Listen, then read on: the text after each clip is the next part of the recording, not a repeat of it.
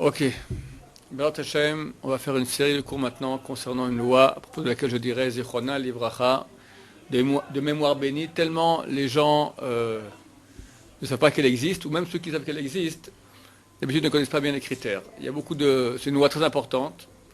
Aujourd'hui, on sait qu'il y a beaucoup de débauches dans le monde, et le début de toutes les tromperies, de toutes les débauches, commence par l'isolement. Un homme et une femme se retrouvent seuls à un endroit. La Torah, ce n'est pas que les rabbins, mais la Torah elle-même interdit l'isolement, on appelle ça le yichud en hébreu, entre un homme et une femme. D'où où est cela est marqué dans le verset qu'on a dans Parashat Haremot, Lo tikrevu legalot erva. Vous ne rapprocherez pas d'une erva. Erva, c'est toute femme interdite, est appelée erva. C'est marqué dans la traduction française, c'est une nudité. C'est pas une nudité forcément, c'est simplement une femme qui est interdite. Une femme avec qui la relation sexuelle est sanctionnée par le karet. Karet, c'est retranchement. Même le rapprochement, non seulement physique, de toucher, on apprend aussi qu'on n'a pas le droit de toucher une femme de ce verset-là, mais même être ensemble dans un endroit qui est fermé, c'est interdit. On appelle ça, ces femmes-là avec lesquelles la relation est interdite par le karet, est appelée une erva. Qui ce sont? Toutes les femmes mariées. Même une femme qui n'est pas mariée, mais qui est nida. C'est quoi une femme qui est nida? Contrairement à ce que les gens croient, c'est une femme qui est en pleine menstruation. C'est faux. Une femme nida est une femme qui, une seule fois dans sa vie déjà, ça suffit, a eu une goutte de sang, une petite menstruation de rien du tout. Et même si après, pendant 50 ans, elle n'a jamais eu de menstruation, elle a eu un problème physique, je ne sais pas, tant qu'elle n'a pas fait tout le processus de pureté qui dure quelques jours, qui finit par le mikvé, cette femme est considérée comme nida. Et la relation avec elle est sanctionnée par le karet, retranchement de l'âme. À propos de le Rambam dit à propos de cela que c'est une des sanctions les plus graves qu'il puisse y avoir dans toute la Torah. C'est extrêmement grave. Donc même une femme qui n'est pas mariée, la relation avec elle, tant qu'elle n'a pas fait le processus de pureté amenant au mikvé, est interdit, très grave, ça s'appelle ça une femme nida. Et toutes les autres arayot, le pluriel de herva c'est arayot, toutes les autres femmes interdites, telles que sa sœur, sa tante, enfin non, la tante ça va, non, la sœur du père c'est interdit aussi, karet, etc. Des choses, toutes les femmes qui sont interdites, il y en a 36, tout cela est interdit aussi au yichud. Yichud signifie isolement. Ok. Deuxièmement, on aura certains isolements qui ne sont pas interdits de la Torah, mais interdits des Rabbanan. Il ne faut pas prendre ça à la légère. Des Rabbanan, ce n'est pas léger. Des Rabbanan, c'est Moshe Rabbeinu, c'est Aaron à Cohen. Dans le cas, par exemple, une femme qui n'est pas mariée et n'est pas encore nida. C'est-à-dire une petite femme, on voit une fille qui a 12 ans, elle n'a pas encore eu de menstruation. L'isolement aussi avec elle est interdit, le yichud aussi avec elle est interdite, mais c'est un yichud que des Rabbanan. Des Rabbanan. Qui a institué cela? Le roi David. Le roi David et son tribunal rabbinique ont institué que le yichud avec une femme non mariée qui n'est pas nida est interdit. C'est interdit des Rabbanan, mais c'est quand même pas permis. C'est quoi des Rabbanan? Des Rabbanan, par exemple, manger un hamburger avec des gruyères dessus, c'est interdit des Rabbanan. Personne ne le fait. Chacun qui est chômeur, mais soit fait attention de ne pas manger un morceau de viande qui a été cuit et on a oublié de faire la salaison par rapport, il n'a pas été kéchérisé, c'est interdit des Rabbanan. Néanmoins, chaque personne qui est religieuse fait attention à ne pas faire cela. Donc on ne peut pas non plus être en yichud avec une fille avec à propos duquel l'interdit de yichud n'est que des Rabbanan.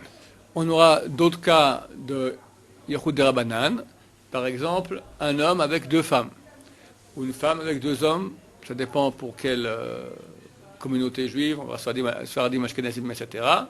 Dès qu'il y a plus que 1 et 1, d'habitude c'est que des Rabbanan. Mais ça reste interdit. Il y a des cas où c'est permis. On verra qu'il y a beaucoup d'hommes et beaucoup de femmes, on verra combien, qui, quoi, comment, donc où. Alors ça sera permis. Il y a des fois aussi où l'isolement est permis. Si les personnes sont très âgées ou très jeunes, on verra les critères tout de suite.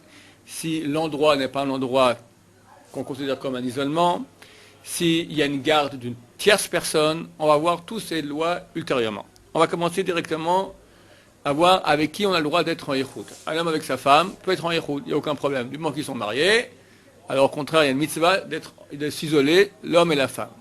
Même si la femme est nida, elle est interdite, on peut s'isoler, à condition qu'il y ait déjà eu une relation une seule fois. Si ça arrive, le jour du mariage, la femme ne peut pas avoir de relation parce qu'elle est nida, elle est en situation de menstruation, elle n'a pas encore fini le processus de pureté, alors ils ne peuvent pas habiter ensemble, il faudra qu'il y ait une garde. Et donc, ils ne pourront pas être ensemble. Que une fois qu'il y a eu relation, alors dorénavant, l'homme et la femme, bien que la femme est interdite périodiquement, ils peuvent être en Yichud. Chaque homme peut être en Yichud avec tous ses descendantes au féminin, ses filles, ses petites filles, ses arrière-petites-filles. Et il peut être avec tous ses ascendantes, sa mère, sa grand-mère, son arrière-grand-mère. Une femme peut être avec tous ses descendants, fils, petit-fils, arrière-petit-fils, et avec tous ses ascendants, père, grand-père, arrière-grand-père, il n'y a aucun problème de Yichud. Les frères et les sœurs, c'est pas, d'habitude c'est interdit, pas dans tous les cas, qui, quoi, comment, on verra cela ultérieurement. Les gens croient qu'il n'y a pas d'interdiction d'être en Yichud avec les proches parents, avec lesquels à propos desquels on n'a aucune pensée, arrière-pensée. Comprenez. On verra beaucoup de lois ici, que si quelqu'un nous écoute, il peut croire qu'on est des des types complètement anormaux, qu'on interdit en Yichud avec des femmes qu'on n'a jamais pensé qui, quoi, comment. C'est vrai que Baruch Hashem, l'extrême majorité de la population n'a pas d'arrière-pensée et ne sont pas des malades mentaux. Mais il y a quand même un petit pourcentage de la population qui est malade mentale, qui est obsédé sexuel, et à cause de cela, la Torah va interdire aux 100% de personnes certaines situations de Yichud. Il faut prendre cela en considération, pas dire moi, ça m'est permis, ça reste interdit. Parce qu'il y a quand même une faible partie de la population qui est comment je dis ça, qui est obsédé sexuel, qui est malade mental, et il faut prendre en considération. C'est pour cela que quelqu'un ne pourra pas être en Yichud, personne ne doit être en Yichud avec des personnes même qui sont proches, telles que les cousines, les nièces, la tante, la belle-mère, toutes ces choses-là, c'est complètement interdit et même plus grave. Il y a certaines autorisations de Yichud, certaines situations dans les Yichud qu'on autorise, mais avec ces femmes-là, on interdira. Pourquoi? Parce qu'on considère qu'avec ces femmes-là, l'ibo gasba. C'est quoi l'ibo gasba? Il est à l'aise. Une femme que tu ne connais pas, il y a une certaine distance. Mais ta tante qui t'a éduqué depuis que tu es l'âge de 2 ans, ta nièce que tu as vu naître, etc. Toi, tu dis, j'ai aucun problème là-dessus. Vous me direz, à ce moment-là, alors il y a aussi des grands-pères qui ont violé leur petite fille, alors interdisons maintenant aux grands-pères d'être en Yichud avec leur petite fille. Ok, c'est vrai, mais Chazal n'ont pas institué pour toute la population, dans tous les cas, l'interdiction de Yichud. Tu as aussi des pères qui ont violé leur fille. Alors maintenant, on ne peut pas maintenant autoriser un père à être avec sa fille. Il y a il n'y a pas de fin à cela. Donc il y a un certain endroit où il y a une limite. En deçà, c'est interdit. Au-delà, c'est permis. Donc nous sommes tenus d'écouter les paroles de la Torah. Au niveau... Oui, tu avais une question. Ta réponse, mais au niveau des rachats, c'est-à-dire qu'on fait des lois pour eux, et après toute la majorité, elle doit se mettre à leur niveau. Mais parce que nous, on a pitié des petites filles. Tu as une petite fille de 3-4 ans qui n'a fait de mal à personne. On autorise maintenant d'être en train avec son oncle. Et son oncle est tordu. Tu as bien 1%, on va dire, je sais pas moi, 1%, 1 millième de la population d'oncles qui sont tordus, tu as. Ouais, tu as. Vous avez 99% qui n'est pas tordu. Toi, tu dis maintenant, je suis prêt à prendre 1% des petites filles de ce monde-là et de les mettre en situation où elles vont se faire violer. Non. Alors c'est vrai, le 100% doit souffrir parce qu'on veut sauver le 1% des petites filles. On aime les petites filles. On sommes pour la protection des petites filles. Ok, on avance. Un monsieur extrêmement vieux, est-ce qu'une femme peut être en Yichud avec lui? Alors ça dépend. S'il est tout à fait impotent, incapable techniquement d'avoir une relation physique, c'est permis. Il faut être certain de cela. Si on a un doute, alors, pour les Yichud de Horaïta, un Yichud avec une femme de la Torah, ça sera interdit. Un Yichud avec une femme des Rabbanan, ça sera permis. Je rappelle c'est quoi des Rabbanan? Par exemple, une petite fille qui n'a pas encore eu de menstruation une fois dans sa vie, ou s'il y a maintenant 2 femmes avec un homme, ou 2 hommes avec une femme, tout ça c'est des Rabbanan, on pourra autoriser, même avec un vieux, à propos duquel on a un doute, est-ce qu'il est impotent ou pas. Si nous sommes certains qu'il est impotent, alors toutes les femmes sont autorisées. Si nous ne sommes pas certains, on n'autorisera que les femmes des Rabbanan, une femme normale de Horaïta, une femme mariée, une femme qui est déjà nida une fois dans sa vie, tous ces cas-là, alors on interdira même avec la personne à propos duquel on a un doute si elle est impotente ou pas. Attention, aujourd'hui même les complètement impotents, il y a aujourd'hui sur le marché des pilules miracles, d'accord? Donc lui, il vous voit, hop, il prend 3 pilules d'un coup et il retrouve sa jeunesse d'antan. Alors il faut faire attention à cela. Les enfants. Non, d'abord, une vieille femme. Dans tous les cas, même une vieille femme, chauve, barbue, elle a plus de dents, elle sent pas bon, elle a 95 ans, elle est en train de trembler comme ça, elle est en train d'agoniser, même avec elle, le yichoud est interdit. Parce qu'il n'y a pas de notion de femme impotente, et il y a des notions de tordus sur terre, donc, par considération, pour les tordus, on les prend, on n'a pas de considération pour eux, mais on les prend en considération leur torsion mentale, donc on interdit tout yichoud d'homme avec une femme, aussi vieille qu'elle soit, dans tous les cas. Les enfants. Les enfants, contrairement à d'autres interdits de la Torah, par exemple manger du porc, manger de la viande cuite avec du lait, etc., c'est interdit de la Torah. Quand j'ai dit auparavant qu'un hamburger avec du gruyère, c'est interdit des rabbanan parce qu'ils n'ont pas été cuits ensemble. Quand c'est cuit ensemble, c'est interdit de la Torah. Dans tous les cas, on n'a pas le droit de donner cela aux enfants à manger. Et quand je ne peux pas demander à un enfant d'allumer la lumière Shabbat, c'est interdit. Mais c'est interdit plus bas, un degré, on descend, au lieu de c'est interdit de la Torah, c'est interdit des rabbanan. Il y a une mission d'éducation des enfants, donc c'est interdit des rabbanan. À propos du yichoud, bien que c'est interdit de la Torah, il n'y a aucun interdit de ce type-là chez les enfants. Ça veut dire que les enfants, entre eux, peuvent être en yichoud. C'est-à-dire que si on a maintenant un garçon qui a moins de 13 ans, quand on parle de grand petit dans la Torah, c'est 13 ans pour les garçons, 12 ans pour les filles. Un garçon qui a moins de 13 ans, il a 12 ans. Une fille qui a moins de 12 ans, elle a 11 ans. D'accord? Peuvent être en yichoud ensemble. Un garçon de 12 ans et 11 ans, techniquement, il est déjà capable d'avoir des relations. Néanmoins, Chazal n'ont pas interdit et ils peuvent être en yichoud totalement. Par contre, si on a maintenant une personne âgée, c'est quoi âgée? Plus de 13 ans. Un garçon de plus de 13 ans ne peut pas être en yichoud avec une fille, même qui a moins de 12 ans, du moment qu'il a plus de 3 ans. Une petite fille, dès l'âge de 3 ans, est considérée comme une femme. Dès lors, un garçon de plus de 13 ans ne peut pas être en yichoud avec elle.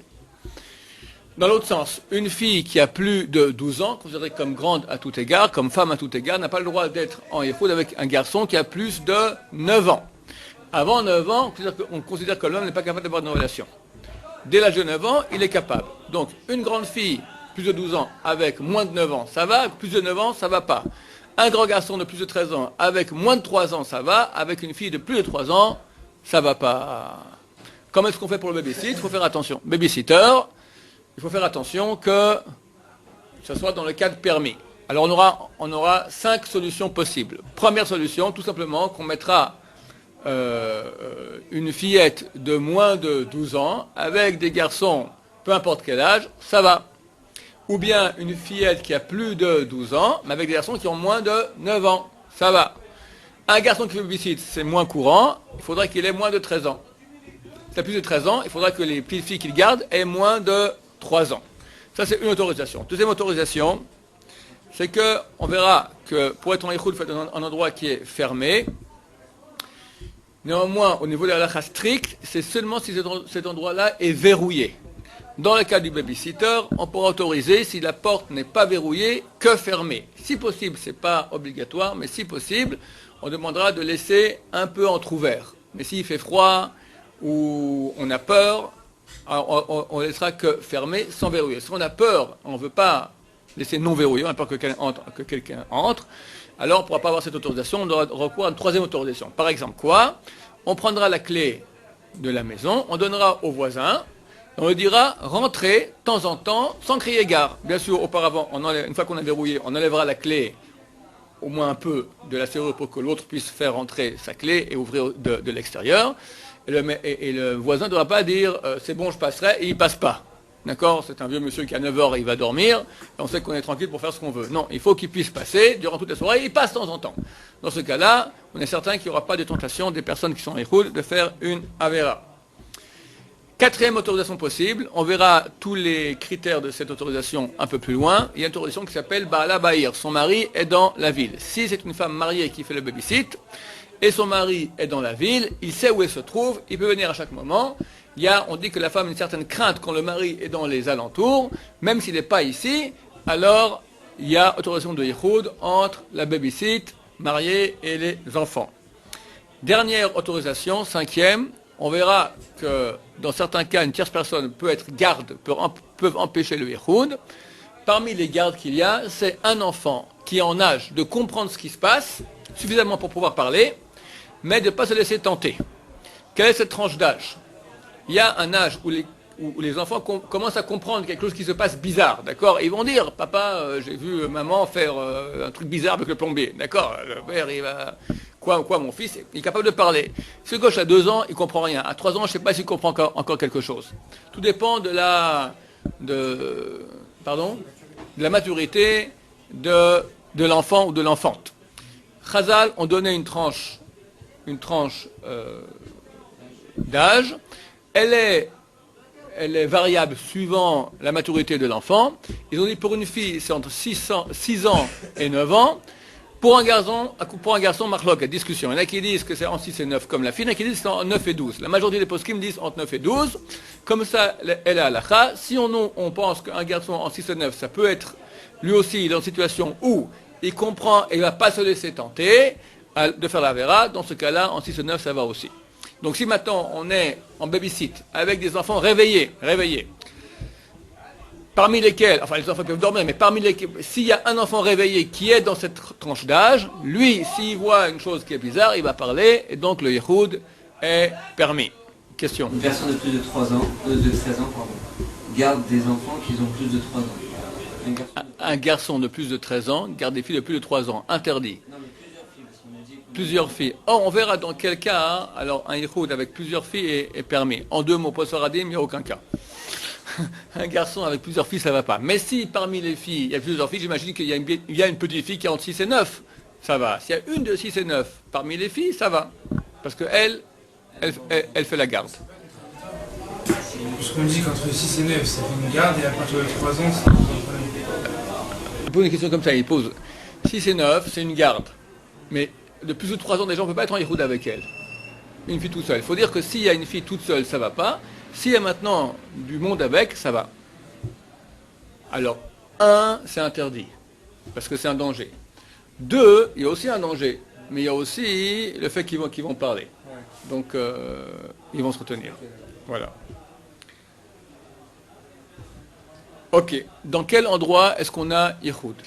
Il y a, au niveau de l'endroit, il y a deux types d'endroits. Endroit fermé, endroit ouvert. Un endroit fermé est un endroit de yichoud à condition que personne ne puisse y entrer. Comment? Où il est verrouillé, où il y a un code d'accès que personne de l'extérieur ne connaît, où il y a une pancarte à l'entrée, le PDG est en conférence, et il y a une deuxième secrétaire qui est à part celle qui est à l'intérieur, qui est à l'extérieur, qui dit, qui défend d'entrer, d'accord? Dans toute situation où une personne est avec une femme dans un endroit et personne pour entrer de l'extérieur, c'est considéré comme yichoud. Les endroits ouverts. Ouvert, ça veut dire, c'est pas fermé, mais on est seul. Dans le désert, dans la campagne rase, dans la forêt, sur un chemin, il n'y a vraiment absolument personne. Même si je suis maintenant dans le désert et je vois une fille à 2 kilomètres, d'accord? D'accord? Elle me voit, les deux en ont yichoud. Bien que on n'est pas très proche pour le moment, mais on peut se rapprocher très, très rapidement, et personne ne nous voit. Donc on a une situation d'yichoud. S'il y a un village dans les parages et que du village il nous voit, alors ça va. Parce qu'on ne va pas faire des choses comme ça en public. Attention, si on est dans la forêt, personne ne nous voit. Alors là, on regardera quoi comme critère? Si c'est un endroit où les gens peuvent passer, ici, dans un endroit profondément caché dans la forêt, personne n'arrive là-bas, tu peux faire tout ce que tu veux dans la forêt. Mais c'est un endroit où les gens passent, d'accord? Tu as un parcours vite à santé, et tu as rencontré une fille là-bas, mais tu sais que tu ne peux rien faire. Toutes les 2 minutes, il y a quelqu'un d'autre qui est en train de passer en courant. Dans ce cas-là, il n'y a pas de yichoud. Quelqu'un est maintenant dans les champs, d'accord? Il y a un champ de blé, un champ de vigne, d'accord? Tant qu'on le voit, du village à côté, parce que la vigne n'arrive qu'ici ou le blé n'arrive que là, ça va. S'il se baisse, il est en yichoud. Il se relève, il est pas en yichoud. Il se baisse, il est en yichoud. Donc il faut qu'il puisse être vu de l'extérieur. Du moment qu'il n'est pas vu, alors il y a yichoud. De même, par exemple, quelqu'un qui est dans une maison fermée. Les voisins peuvent voir la nuit, par exemple, si la lumière est allumée. Je suis chez moi à la maison, dans mon salon, les voisins d'en face voient tout ce qui se passe, je ne suis pas en situation d'yichoud. C'est une femme qui rentre, et vu que les voisins nous voient, je ne vais pas faire une avéra en face des voisins. Mais attention, je vais quand même être un peu sur le côté, dans une chambre attenante, dès qu'on ne me voit plus de chez les voisins, je suis en situation d'yichoud. Si les voisins peuvent nous voir, mais on pense qu'ils vont pas nous voir. Alors, il faut voir. Est-ce que quelqu'un ferait une avéra? Donc, surtout que tu dis juste très rapidement. Est-ce que moi, maintenant, je serais prêt à faire une avéra devant une femme maintenant? Connaît-on la situation actuelle? Que les voisins, ils vont peut-être me voir. Ce peut-être est tellement petit, il faut que tu vois. Si tu es gêné, alors ça va. Tu n'es pas en ichoud. Si tu n'es pas gêné, tu dis, moi-même, j'en ai rien à faire, d'accord? Tu es en situation d'ichoud. Il faut que ce soit une situation où quelqu'un serait gêné de faire une avéra avec une femme, parce que les gens vont voir. Peu importe si c'est un public ou pas, quoi. Le critère, c'est plutôt si on est gêné ou pas. Si c'est quelqu'un de hyper débauché et même en public il ferait ça, comme il y en a aussi, alors ça c'est d'autres critères, on ne parle pas de ça, on parle de gens qui sont gênés de faire la vera en public. Ok monsieur, on va s'arrêter ici. Baruch Adonai,